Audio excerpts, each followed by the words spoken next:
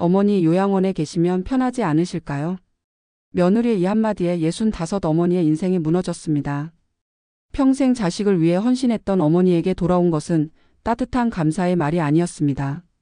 그날 밤 아들은 어머니를 외면했고 어머니는 가방 하나만 들고 집을 나와야 했습니다.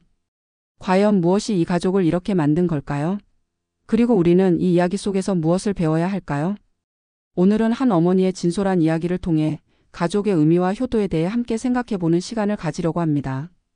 영상을 시작하기 전에 구독과 좋아요 버튼을 눌러주시면 더 많은 분들께 이 의미 있는 이야기를 전할 수 있습니다. 알림 설정까지 해주시면 새로운 영상을 가장 먼저 만나보실 수 있어요. 여러분의 작은 관심이 큰 힘이 됩니다. 그럼 지금부터 시작하겠습니다. 올해 65세 이 여성은 평범한 한국의 어머니였습니다. 23세 결혼해서 40여 년을 한 가정의 어머니로 아내로 살아왔습니다. 남편은 성실한 사람이었지만 수입이 넉넉하지 않았습니다. 그래서 순자 씨는 식당 설거지, 파출부, 공장 일까지 안 해본 일이 없었습니다. 아들 둘을 키우는 일은 결코 쉽지 않았습니다. 1980년대, 90년대를 거쳐오면서 경제는 성장했지만 서민들의 삶은 여전히 팍팍했습니다. 그럼에도 순자 씨는 아이들 교육만큼은 포기하고 싶지 않았습니다. 새벽 5시에 일어나 도시락을 싸고 밤늦게까지 일하며 학원비를 벌었습니다. 친구들과 어울려 놀고 싶다는 아이들의 말에 학원비를 더 벌기 위해 밤 시간대 청소 일까지 맡았습니다. 큰아들은 대학을 졸업하고 중견기업에 취직했습니다. 순자 씨에게는 그날이 인생 최고의 날이었습니다. 이제 좀 살겠구나 싶었습니다. 작은 아들도 전문대를 나와 자동차 정비소에서 일하며 나름의 길을 걸었습니다. 두 아들 모두 결혼을 했고 순자 씨는 손주들을 보는 기쁨을 누렸습니다. 그러나 삶은 순자 씨에게 또 다른 시련을 안겨주었습니다. 60을 넘긴 남편이 갑작스럽게 쓰러진 것입니다. 뇌졸 중이었습니다. 다행히 목숨은 건졌지만 반신불수가 되어 일상생활이 불가능해졌습니다. 순자 씨는 3년간 남편을 간호했습니다. 기저귀를 갈아주고 식사를 먹여주고 밤새 뒤척이는 남편을 돌보느라 제대로 잠을 자지 못했습니다. 남편이 세상을 떠난 뒤 순자 씨는 완전히 지쳐 있었습니다. 그녀의 나이 63이었습니다. 몸 곳곳이 아팠습니다. 무릎은 계단을 오르내릴 때마다 삐걱거렸고 허리는 오래 서 있기 힘들 정도였습니다. 평생을 일하고 가족을 돌보느라 자신의 건강은 뒷전이었던 대가였습니다. 큰아들이 말했습니다. 어머니 이제 저희 집에서 같이 사세요. 혼자 계시기 힘드시잖아요. 순자 씨는 고마웠습니다. 자식이 자신을 걱정해 준다는 것 그것만으로도 충분했습니다. 그렇게 큰아들 네 집으로 들어갔습니다. 넓지는 않았지만 방 하나를 내어주었고 손주들과 함께 사는 것이 즐겁기만 했습니다. 처음 몇 달은 좋았습니다. 순자 씨는 집안일을 거들었습니다. 밥을 짓고 청소를 하고 손주들 학교 가방을 챙겨 주었습니다. 며느리는 직장을 다녔기에 순자 씨의 도움이 필요했습니다. 어머니 덕분에 제가 일을 계속할 수 있어요라는 며느리의 말에 보람을 느꼈습니다. 하지만 시간이 흐르면서 분위기가 조금씩 변하기 시작했습니다. 순자 씨의 몸이 예전만 못했습니다. 요리를 하다가 냄비를 태우기도 했고 청소를 하다가 허리가 아파 주저앉기도 했습니다. 손주들은 점점 커가면서 할머니보다는 친구들과 시간을 보내는 것을 더 좋아했습니다. 어느 날부터 며느리의 표정이 굳어지기 시작했습니다. 어머니 설거지는 제가 할게요. 어머니가 하시면 설거지를 2번 해야 하거든요. 그 말에 순자 씨는 가슴이 철렁했습니다. 자신이 도움이 되는 것이 아니라 짐이 되고 있다는 것을 느꼈습니다.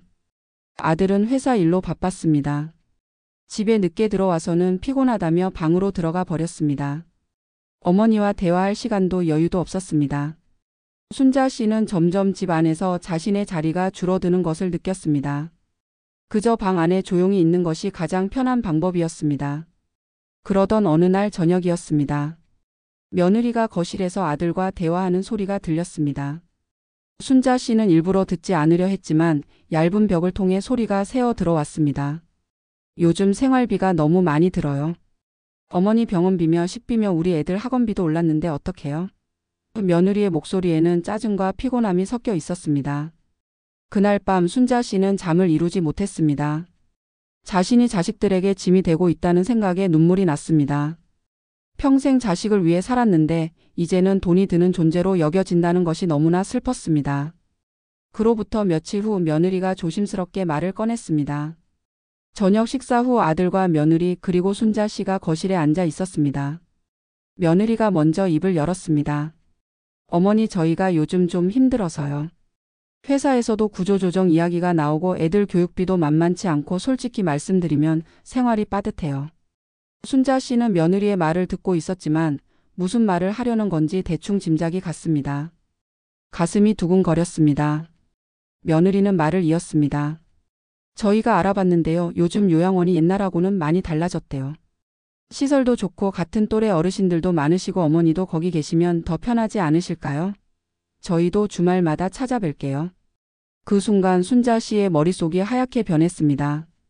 요양원이라는 단어가 귓가에 맴돌았습니다. 요양원? 나를 요양원에 보내겠다고? 나는 아직 내 손으로 밥도 짓고 걷기도 하고 정신도 멀쩡한데 요양원이라니? 순자 씨는 떨리는 목소리로 물었습니다. 요양원? 그게 무슨 소리니? 나는 아직 혼자서도 잘 지낼 수 있는데. 며느리는 난처한 표정을 지었습니다. 어머니, 그게 아니라 저희가 어머니를 제대로 모시지 못하는 것 같아서요. 병원도 자주 가셔야 하는데 저희는 시간이 없고 어머니 혼자 계시는 시간도 많고 요양원에 계시면 간호사분들도 계시고 식사도 제때 챙겨주시고 더 안전하지 않을까요? 표면적으로는 어머니를 걱정하는 말이었지만 순자 씨는 그 이면의 의미를 알고 있었습니다. 당신이 여기 있으면 우리가 힘들어요. 돈도 들고 신경 쓸 일도 많고 그냥 좀 나가주세요. 그런 의미였습니다. 순자 씨는 아들을 쳐다봤습니다. 아들은 고개를 숙인 채 한마디도 하지 않았습니다. 어머니의 눈빛을 마주치지 못하고 그저 바닥만 응시하고 있었습니다. 그 모습이 순자 씨에게는 가장 큰 충격이었습니다. 너는 어떻게 생각하니? 순자 씨가 떨리는 목소리로 물었습니다. 아들은 한참을 침묵하다가 겨우 입을 열었습니다. 어머니, 저희도 정말 고민 많이 했어요. 하지만 지금 상황이 너무 어렵습니다. 제 월급으로는 가족 4명 먹여 살리기도 빠듯한데 죄송합니다. 그 말을 듣는 순간 순자 씨의 가슴이 무너져 내렸습니다. 죄송합니다라는 말이 귓가에 맴돌았습니다. 자식이 어머니에게 죄송합니다라고 말하는 순간 이미 그 관계는 끝난 것이나 다름없었습니다. 순자 씨는 눈물을 참으며 말했습니다. 내가 널 어떻게 키웠는데 네가 아플 때, 내가 밤새 간호했고 내가 대학 갈 때 내가 몇 개 일을 했는지 아니? 이제 내가 늙었다고 돈이 든다고 나를 버리는 거니? 아들은 아무 말도 하지 못했습니다. 며느리가 대신 말했습니다. 어머니 버리는 게 아니에요. 저희도 어머니를 생각해서 하는 말이에요. 요양원이 나쁜 곳이 아니라고요. 하지만 순자 씨에게 요양원은 버려지는 곳이었습니다. 가족이 더 이상 자신을 원하지 않을 때 가는 곳, 짐이 된 노인들이 모여 있는 곳, 그런 이미지였습니다. 물론 요양원이 필요한 경우도 있습니다. 거동이 불편하거나 전문적인 의료 서비스가 필요한 경우에는 요양원이 최선의 선택일 수 있습니다. 하지만 순자 씨는 그런 상태가 아니었습니다. 그녀는 아직 스스로를 돌볼 수 있었습니다. 그날 밤 순자 씨는 방 안에서 혼자 울었습니다. 베개를 꼭 안고 소리 내지 않으려 애쓰며 눈물을 흘렸습니다. 평생을 자식을 위해 살았는데 이제 자식들은 자신을 짐으로 여기고 있었습니다. 그 사실이 너무나 고통스러웠습니다. 다음 날 아침 순자 씨는 결심했습니다. 더 이상 이 집에 있을 수 없다고. 자식들에게 짐이 되느니 차라리 홀로 사는 것이 낫다고 생각했습니다. 아침 일찍 아들과 며느리가 출근하고 손주들이 학교에 간 뒤 순자 씨는 가방 하나를 챙겼습니다. 옷 몇 벌, 약, 통장 그리고 오래된 가족사진 한 장. 그게 전부였습니다. 평생을 살며 모은 것들이 고작 가방 하나에 들어갔습니다. 순자 씨는 거실을 한번 둘러봤습니다. 손주들의 장난감, 아들 부부의 결혼사진, 그리고 자신이 앉아있던 소파. 모든 것이 낯설게 느껴졌습니다. 집을 나서는 순간 눈물이 다시 흘러내렸습니다. 하지만 뒤돌아보지 않았습니다. 엘리베이터를 타고 내려가면서 순자 씨는 생각했습니다. 이제 어디로 가지? 갈 곳이 있기는 한가? 일단 오랜 친구인 정숙의 집으로 향했습니다. 정숙은 순자 씨와 비슷한 나이로 남편과 사별한 뒤 혼자 살고 있었습니다. 정숙은 깜짝 놀라며 순자를 맞이했습니다. 순자야, 무슨 일이야? 왜 이렇게 갑자기? 순자 씨는 그제야 울음을 터뜨렸습니다. 친구 앞에서는 더 이상 참을 수 없었습니다. 모든 이야기를 쏟아냈습니다. 며느리의 말, 아들의 침묵, 그리고 자신이 느낀 배신감. 정숙은 순자의 등을 토닥이며 위로했습니다. 그래, 요즘 자식들은 다 그래. 우리 때하고는 달라. 하지만 내가 집을 나온 건 잘한 거야. 그렇게 있으면 내 마음만 더 아플 뿐이야. 순자 씨는 정숙의 집에서 며칠을 지냈습니다. 하지만 아들에게서는 전화 한 통, 문자 한 줄 오지 않았습니다. 순자 씨는 혹시나 하고 핸드폰을 계속 확인했지만 아무런 연락이 없었습니다. 나중에 알게 된 사실이지만 아들은 어머니가 집을 나간 것을 알고도 찾지 않았습니다. 오히려 어머니가 좀 화가 나신 것 같으니 시간을 들이자며 그냥 두었던 것입니다. 순자 씨는 그 사실을 알고 더욱 상처를 받았습니다. 자신이 집을 나갔는데도 자식이 찾지 않는다는 것. 그것은 자신이 정말로 필요 없는 존재라는 것을 의미했습니다. 며칠 후 결국 작은 아들에게 연락이 왔습니다. 작은 아들은 형에게서 소식을 듣고 어머니를 찾아왔습니다. 어머니, 무슨 일이에요? 왜 집을 나오셨어요? 순자 씨는 작은 아들에게도 모든 이야기를 했습니다. 작은 아들은 화가 난 듯 했습니다. 형이 어떻게 그럴 수가 있어요? 제가 형한테 얘기할게요. 하지만 순자 씨는 손을 저었습니다. 됐다. 내 형도 형 나름대로 사정이 있는 거겠지. 나는 이제 혼자 살 거야. 작은 아들은 어머니를 자기 집으로 모시려 했지만 순자 씨는 거절했습니다. 작은 아들네 형편도 넉넉하지 않다는 것을 알고 있었고 또다시 짐이 되고 싶지 않았습니다.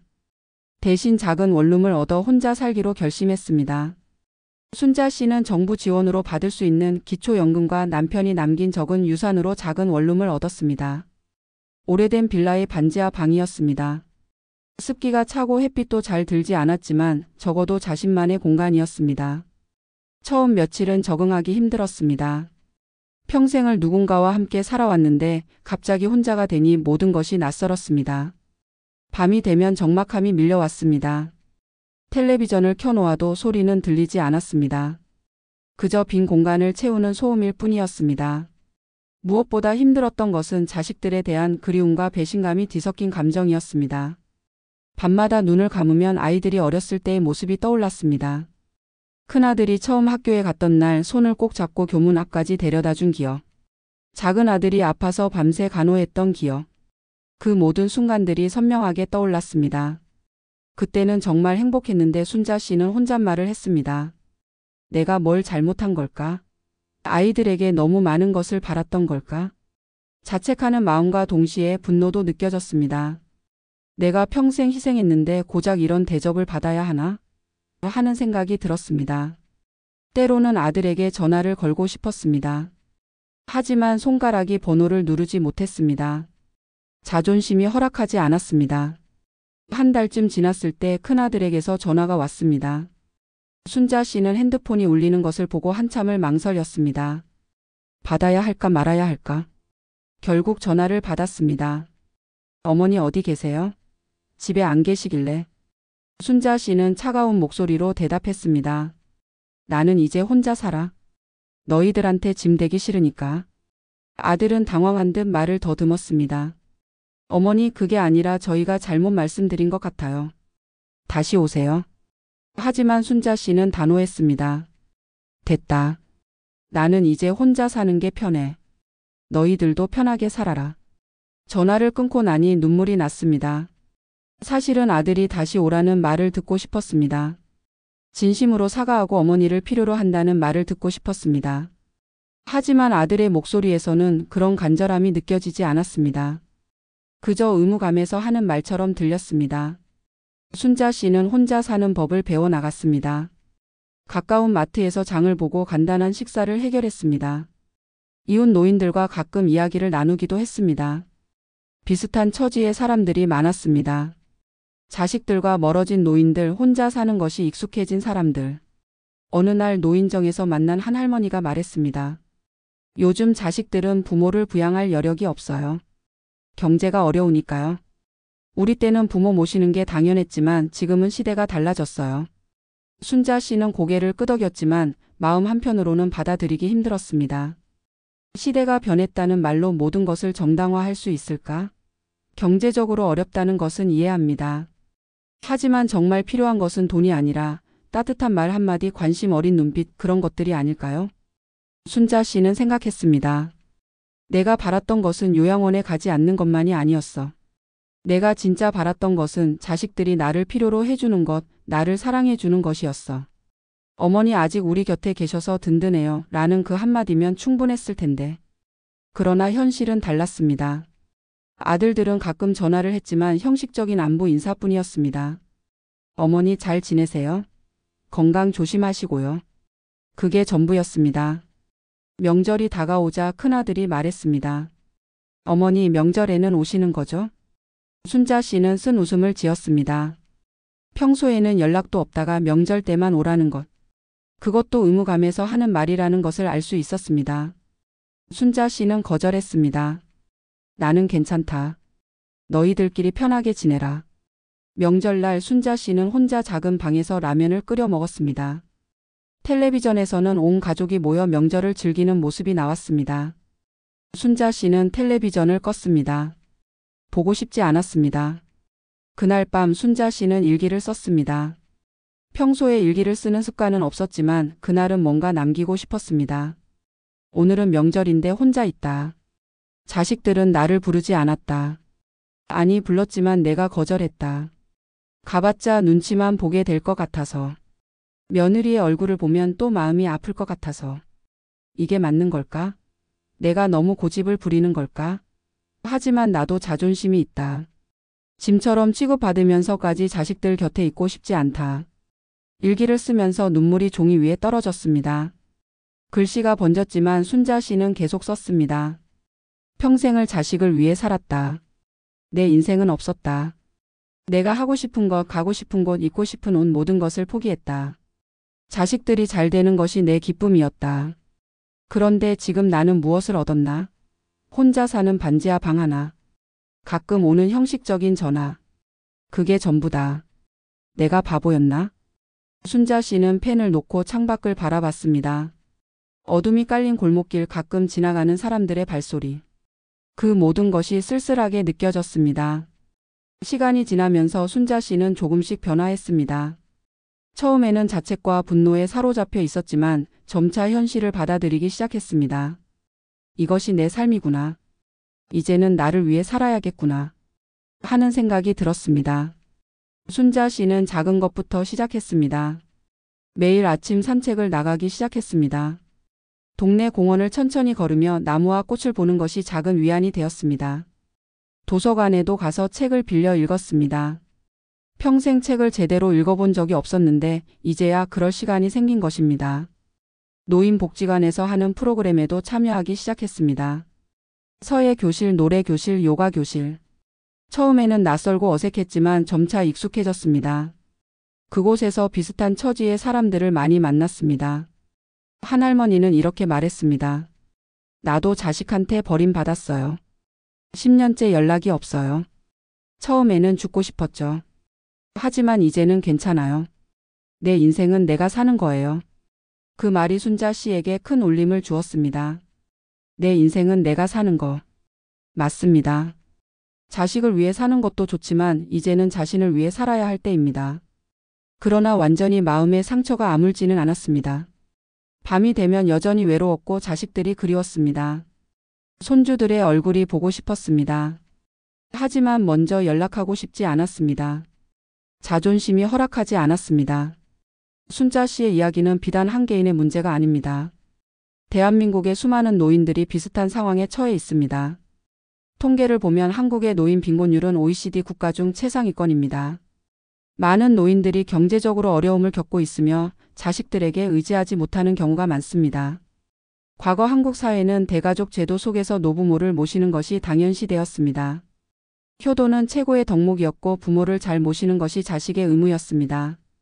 하지만 산업화와 핵가족화가 진행되면서 이러한 가치관이 빠르게 변화했습니다. 젊은 세대는 경제적 압박에 시달리고 있습니다. 집값은 치솟고 교육비는 증가하며 일자리는 불안정합니다. 자신의 생활을 꾸려나가기도 벅찬 상황에서 부모까지 부양하기는 현실적으로 어려운 경우가 많습니다. 또한 여성의 사회 진출이 증가하면서 과거처럼 며느리가 시부모를 돌보는 구조도 유지되기 어려워졌습니다.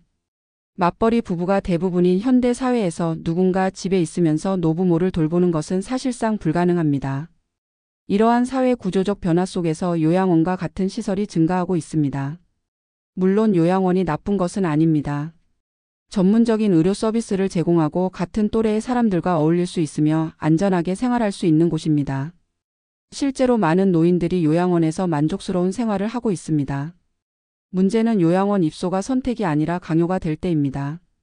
순자 씨의 경우처럼 본인의 의사와 관계없이 가족의 편의를 위해 요양원 입소를 권유받을 때 그것은 노인에게 큰 상처가 됩니다. 더 큰 문제는 사회적 인식입니다. 많은 사람들이 요양원을 버려지는 곳으로 인식합니다. 요양원에 계신 부모님을 둔 자식들은 주변의 시선을 의식합니다. 효도도 못하는 자식이라는 비난을 받을까봐 두려워합니다. 이러한 이중적 태도가 문제를 더욱 복잡하게 만듭니다. 현실적으로는 부모를 모시기 어렵지만 사회적으로는 효도를 강조하는 문화. 이 간극 속에서 노인들과 그 자식들 모두 고통받고 있습니다. 순자 씨는 노인복지관에서 만난 사회복지사와 상담을 하게 되었습니다. 복지사는 순자 씨의 이야기를 들으며 고개를 끄덕였습니다. 순자 씨 많이 힘드셨겠어요? 사실 이런 경우가 정말 많아요. 노인분들은 자식들이 자신을 버렸다고 생각하시고 자식들은 현실적으로 어쩔 수 없다고 생각하죠. 양쪽 모두 고통스러워요. 복지사는 계속 말했습니다. 중요한 것은 대화예요. 서로의 입장을 이해하고 솔직하게 대화를 나누는 것이 필요해요.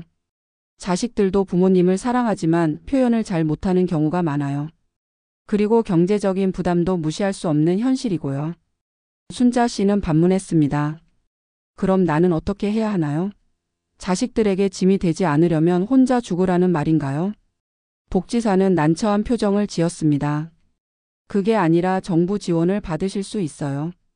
기초연금, 의료지원, 주거지원 등 다양한 프로그램이 있어요. 또한 노인 일자리 사업도 있고요.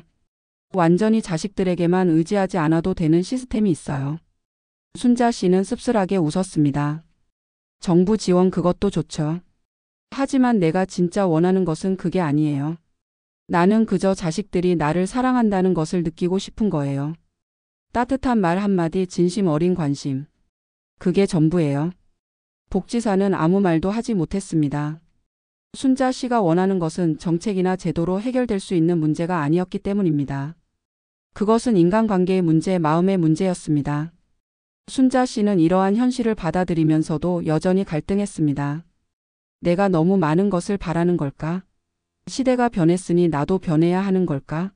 하지만 부모 자식 간의 정까지 시대에 따라 변하는 건가? 어느 날 순자 씨는 텔레비전에서 한 다큐멘터리를 봤습니다. 일본의 고독사 문제를 다루는 프로그램이었습니다. 혼자 사는 노인들이 아무도 모르게 죽어가는 현실. 며칠 몇 주가 지나서야 발견되는 시신들. 그 장면을 보며 순자 씨는 소름이 돋았습니다. 나도 저렇게 되는 건 아닐까? 하는 두려움이 엄습했습니다. 만약 자신이 이 방에서 쓰러진다면 누가 알아줄까? 며칠이 지나야 발견될까? 자식들은 그때서야 후회할까? 그날 밤 순자 씨는 오랜만에 큰아들에게 전화를 걸었습니다. 전화벨이 몇 번 울린 후 아들이 받았습니다. 어머니? 무슨 일이세요? 순자 씨는 떨리는 목소리로 말했습니다. 아니, 그냥 내 목소리가 듣고 싶어서. 잠시 침묵이 흘렀습니다. 아들이 말했습니다. 어머니 건강하시죠? 필요한 거 있으면 말씀하세요. 순자 씨는 말하려다가 멈췄습니다. 내가 필요한 건 돈이 아니야. 내 관심이야. 내 사랑이야. 하지만 그 말을 하지 못했습니다. 대신 이렇게 말했습니다. 아니, 괜찮아. 나는 잘 지내고 있어. 너도 건강 조심하고. 전화를 끊고 나서 순자 씨는 또 울었습니다. 왜 솔직하게 말하지 못했을까? 왜 자신의 마음을 표현하지 못했을까? 하지만 알고 있었습니다. 말한다고 해서 달라질 것이 없다는 것을. 아들은 이미 자신의 삶에 바쁘고 어머니는 그 삶의 우선순위가 아니라는 것을. 몇 달이 지난 어느 날 순자 씨는 갑자기 몸이 안 좋았습니다. 어지럽고 가슴이 답답했습니다. 119에 전화를 걸어 병원으로 갔고 검사 결과 심장에 문제가 있다는 진단을 받았습니다. 당장 생명에 지장이 있는 것은 아니지만 관리가 필요하다고 했습니다. 병원에서 비상 연락처로 저장된 큰아들에게 연락이 갔습니다. 아들은 놀라서 병원으로 달려왔습니다. 어머니가 병상에 누워있는 모습을 보고 아들의 얼굴이 창백해졌습니다. 어머니 왜 이렇게 되도록 연락을 안 하신 거예요? 순자 씨는 약한 미소를 지었습니다. 너희들 바쁜데 뭐하러 연락해. 나 혼자서도 잘 지낼 수 있어. 아들은 어머니의 손을 잡았습니다. 그 순간 오랜만에 느끼는 아들의 따뜻한 손길에 순자 씨의 눈에서 눈물이 흘러내렸습니다. 어머니 죄송해요. 제가 정말 잘못했어요. 어머니를 너무 홀대했어요. 아들도 울먹이기 시작했습니다. 두 사람은 한참을 말없이 손을 잡고 있었습니다. 며칠 후 태어난 순자 씨를 아들이 자신의 집으로 모셔갔습니다. 며느리도 이번에는 태도가 달랐습니다. 어머니 정말 죄송해요. 제가 철이 없었어요. 다시 같이 사셔요. 순자 씨는 고개를 저었습니다. 아니야. 나는 내 집에서 사는 게 편해. 다만 가끔 보러 와주고 전화해주면 그걸로 충분해. 아들이 물었습니다. 정말 괜찮으세요? 저희가 모시고 싶은데. 순자 씨는 웃으며 말했습니다. 이제 나도 혼자 사는 게 익숙해졌어. 그리고 너희들도 너희 삶이 있잖니. 다만 완전히 잊고 사는 건 아니었으면 좋겠어. 일주일에 한 번이라도 전화해주고 한 달에 한 번이라도 얼굴 보러 와주면 돼. 아들은 고개를 끄덕였습니다. 네 어머니. 약속드릴게요. 꼭 그렇게 할게요. 그 후로 아들은 정말로 일주일에 한 번씩 전화를 했습니다. 짧은 통화였지만 진심이 담겨 있었습니다. 어머니 오늘 날씨 어때요? 식사는 하셨어요? 건강하세요? 그 짧은 말들이 순자 씨에게는 큰 위로가 되었습니다. 한 달에 한 번 아들 가족이 찾아왔습니다. 손주들도 함께 왔습니다. 손주들은 할머니에게 학교 이야기를 해주었고 순자 씨는 그 이야기를 들으며 행복해했습니다. 며느리도 달라졌습니다. 예전처럼 눈치를 주지 않았고 오히려 어머니를 배려하는 모습을 보였습니다. 완벽한 관계는 아니었습니다. 여전히 불편한 순간들이 있었고 오해가 생기기도 했습니다. 하지만 예전보다는 훨씬 나아졌습니다. 서로를 이해하려고 노력했고 솔직하게 대화를 나눴습니다. 어느 날 아들이 물었습니다. 어머니 그때 왜 요양원 이야기에 그렇게 상처를 받으셨어요? 순자 씨는 잠시 생각하다가 대답했습니다. 요양원 자체가 싫었던 건 아니야. 다만 그 말 속에 이제 당신은 필요 없어요라는 의미가 담긴 것 같아서 힘들었어. 내가 짐이 되었다는 생각이 들어서 가슴이 아팠던 거지. 아들은 고개를 숙였습니다. 죄송해요 어머니. 저희는 정말 그런 의미가 아니었는데 표현이 서툴렀어요. 어머니를 더 잘 모시지 못해서 미안했고 요양원이 더 나은 환경일 거라고 생각했어요. 하지만 어머니 마음은 생각하지 못했네요. 순자 씨는 아들의 손을 잡았습니다. 이제는 알았으니 됐어. 중요한 건 서로 이해하고 노력하는 거야. 순자 씨의 이야기는 오늘날 한국 사회에서 흔히 볼 수 있는 현실입니다. 고령화 사회로 접어들면서 노인 부양 문제는 더 이상 개인의 문제가 아니라 사회 전체의 문제가 되었습니다. 전통적인 요 사상과 현대적인 생활 방식 사이에서 많은 가족들이 갈등을 겪고 있습니다. 자식들은 부모를 사랑하지만 현실적인 여건이 부족합니다. 부모들은 자식들을 이해하려 하지만 마음의 상처를 피할 수 없습니다. 이 문제를 해결하기 위해서는 여러 가지가 필요합니다. 첫째, 사회적 안전망의 강화입니다. 노인들이 경제적으로 자립할 수 있도록 연금 제도를 개선하고 의료 지원을 확대해야 합니다. 양질의 요양시설을 늘리고 재가 돌봄 서비스를 확충해야 합니다. 둘째, 인식의 변화입니다. 요양원이나 돌봄 서비스를 이용하는 것이 부끄러운 일이 아니라 합리적인 선택이라는 인식이 필요합니다. 동시에 효도가 단순히 부모를 집에서 모시는 것이 아니라 진심으로 관심을 갖고 사랑을 표현하는 것이라는 이해가 필요합니다. 셋째, 가족 간의 솔직한 대화입니다. 서로의 입장을 이해하고 현실적인 해결책을 찾아가는 과정이 필요합니다. 부모는 자식의 어려움을 이해하고 자식은 부모의 마음을 헤아려야 합니다. 순자 씨는 이제 혼자 사는 것에 익숙해졌지만 여전히 가족과의 연결을 유지하고 있습니다. 완벽한 관계는 아니지만 서로를 존중하고 배려하며 살아가고 있습니다. 그것만으로도 충분합니다. 어느 날 순자 씨는 노인복지관에서 만난 젊은 봉사자에게 이렇게 말했습니다. 젊은이 부모님 살아 계시면 잘 해드려. 나중에 후회하지 말고 지금 사랑을 표현해. 돈이나 물건이 아니야. 진심 어린 관심, 따뜻한 말 한마디면 충분해. 어머니, 아버지 사랑해요. 우리 곁에 계셔서 감사해요. 그 말 한마디가 노인에게는 세상 전부야. 젊은 봉사자는 고개를 끄덕이며 눈시울을 붉혔습니다. 여러분, 오늘 이야기는 여기서 마치겠습니다. 우리 모두는 언젠가 늙습니다. 그리고 우리의 부모님은 지금 이 순간에도 늙어가고 계십니다. 시간은 기다려주지 않습니다. 후회하지 않으려면 지금 행동해야 합니다. 부모님께 전화 한 통 해보세요. 요즘 어떻게 지내세요?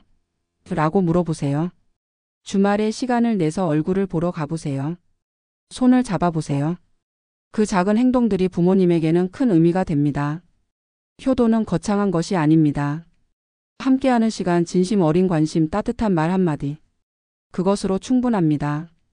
이 영상이 여러분에게 작은 깨달음이 되었기를 바랍니다. 구독과 좋아요, 알림 설정으로 더 많은 분들과 이 의미 있는 이야기를 나눠주세요. 댓글로 여러분의 생각도 들려주시면 감사하겠습니다. 다음 영상에서 또 만나요. 여러분 그리고 여러분의 가족 모두 건강하시길 바랍니다. 감사합니다.